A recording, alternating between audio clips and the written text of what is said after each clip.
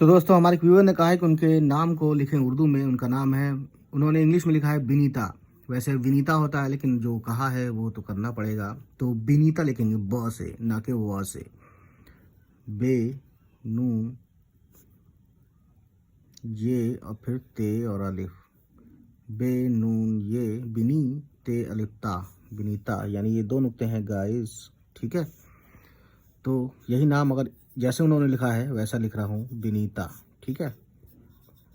तो मुझे किसी ने कहा था कि हिंदी में व और ब सेम होता है ना, क्योंकि ऐसा होता है, शायद वही है। अगर आप विनीता लिखती तो विनीता, अगर हम लिखते तो देखिए ऐसे लिखते, नीचे लिख देता हूँ मैं गाइस, विनीते, विनीता, ठीक है।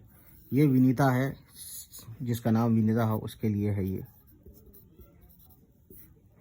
खैर, तो दोस्तों चलिए मिलते हैं।